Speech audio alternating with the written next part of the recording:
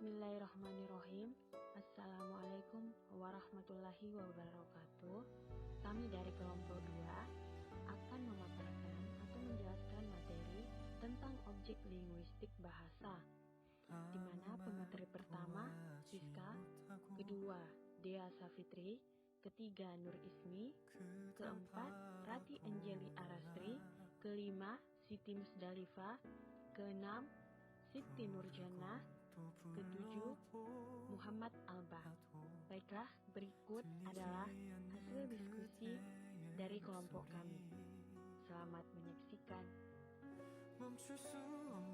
Bahasa sebagai objek kajian linguistik, parole merupakan objek konkret karena parole itu berwujud ujaran nyata yang diucapkan oleh para bahasawan dari suatu masyarakat bahasa.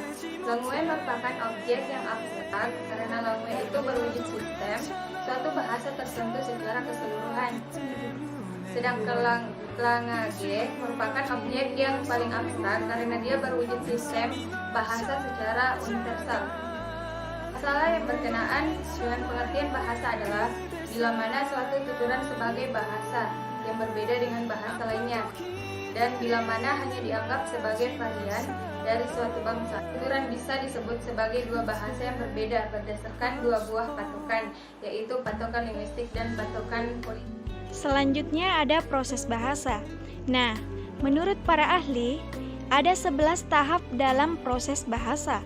Yang pertama itu membuat kode semantis, kedua membuat kode gramatikal, ketiga membuat kode fonologis, keempat perintah otak, kelima gerakan alat ucap, keenam bunyi berupa getaran, ketujuh perubahan getaran melalui telinga pendengar, kedelapan getaran diteruskan ke otak, kesembilan pemecahan kode fonologis, ke-10 pemecahan kode gramatikal, dan yang terakhir pemecahan kode semantis. Begitu bunyi dikeluarkan dari alat bicara seseorang, bunyi segera merambat ke telinga. Merambat ke telinga pendengar lalu diproses dengan cepat sehingga pendengar segera mereaksi terhadap segala sesuatu yang dikemukakan oleh si pembicara. Jadi, apa yang dikemukakan oleh pembicara merupakan stimulus bagi pendengar. Berdasarkan stimulus itu, pendengar membuat reaksi atau respon. Terima kasih. Bahasa. Beberapa ciri atau sifat yang hakiki dari bahasa. Sifat atau ciri antara lain ada beberapa bagian. 1. Bahasa adalah sebuah sistem. 2. Bahasa sebagai lambang. 3. Bahasa adalah bunyi. 4. Bahasa itu bersifat arbitrer. 5. Bahasa itu bermakna.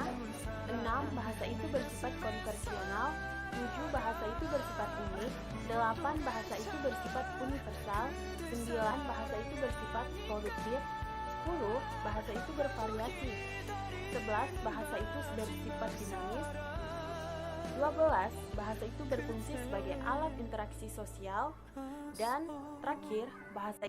Adapun penggunaan bahasa, Himnes 1974, seorang pakar sosiolinguistik mengatakan bahwa suatu komunikasi dengan menggunakan bahasa harus memperhatikan depan unsur yang diakroninkan menjadi speaking, yakni pertama, setting and scan, yaitu unsur yang berkenaan dengan tempat dan waktu terjadinya percakapan. Kedua, partisipan, yaitu orang-orang yang terlibat dalam percakapan. Ketiga, N, yaitu maksud dan hasil percakapan. Keempat, H sequence, yaitu hal yang menunjuk pada bentuk dan isi percakapan. Kelima, K, hal yang menunjuk pada cara atau semangat dalam melaksanakan percakapan. Keenam, instrumen, yaitu hal yang menunjuk pada jalur percakapan. Ketujuh, norms, hal yang menunjuk pada norma perilaku peserta percakapan. Keterakhir atau ke-8 yaitu genre, hal yang menunjuk pada ragam bahasa yang digunakan dalam percakapan. Antara bentuk dan makna. Persoalan sekarang, apakah hubungan antara bentuk dan makna itu? Nah, persoalan ini sebenarnya dapat kita lutangkan menjadi lambang, makna, dan acuan. Katakanlah misalnya hubungan antara kuda dan makna kuda. Seperti yang kita ketahui, bahwa kuda dapat bermakna sebagai hewan berkaki 4 berkuku ganjil, menyusui, dan dapat berlari dengan cepat.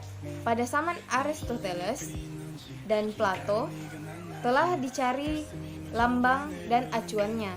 Satu kesimpulan yang dapat diambil yakni bahwa tidak ada hubungan antara lambang dan acuannya.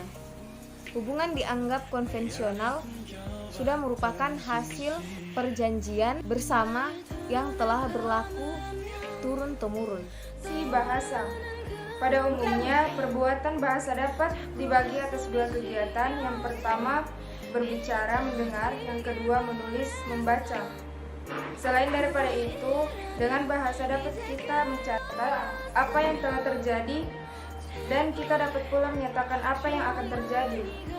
Pendek kata dengan bahasa, kita dapat mewariskan kebudayaan kita kepada orang setelah kita. Dengan demikian, kita dapat berkata bahwa bahasa berfungsi sebagai alat kebudayaan. Dewasa ini, dengan majunya teknologi, kita dapat menyimpan suara-suara yang telah kita ucapkan dalam pita-pita kaset, yang sewaktu-waktu dapat kita dengarkan kembali. Kita telah melihat orang dapat menggunakan bahasa meskipun mereka tidak berhadapan. Kualitas bahasa dalam masyarakat yang terbuka artinya yang para anggotanya dapat menerima kedatangan anggota dari masyarakat lain, baik dari satu atau lebih dari satu masyarakat. Hal yang sangat menonjol yang bisa terjadi dari adanya kotak bahasa ini adalah terjadinya atau terdapatnya yang disebut bilingualisme dan multilingualisme dengan berbagai macam kasusnya, seperti interferensi, integrasi, alhide, dan campur kode. Orang yang menguasai satu bahasa disebut monolingual, unilingual, atau monoglot. Yang menguasai dua bahasa disebut bilingual, sedangkan yang menguasai lebih dari dua bahasa disebut multilingual, plurilingual, atau polilingual. Assalamualaikum warahmatullahi wabarakatuh. Kesimpulan, proses bahasa berlangsung dengan cepat, sehingga dalam waktu singkat manusia dapat berkomunikasi dengan cepat. Begitu bunyi dikeluarkan dari alat bicara seseorang, bunyi segera merambat ke telinga pendengar. Maka bunyi tadi diproses dengan cepat sehingga pendengar segera mereaksi terhadap segala sesuatu yang dikemukakan oleh pembicara. Jadi, apa yang dikemukakan oleh pembicara merupakan stimulus bagi pendengar. Berdasarkan stimulus itu, pendengar membuat reaksi atau respon. Dengan bahasa kita dapat mencatat apa yang telah terjadi dan kita dapat pula mencatat apa yang akan terjadi. Pendek kata dengan bahasa, kita dapat mewariskan kebudayaan kita kepada orang setelah kita. Dengan demikian, kita dapat berkata bahwa bahasa berfungsi sebagai alat kebudayaan. Baiklah, itulah hasil studi kami. Terima kasih telah menyaksikan. Kurang dan lebihnya mohon dimaafkan. Assalamualaikum warahmatullahi wabarakatuh.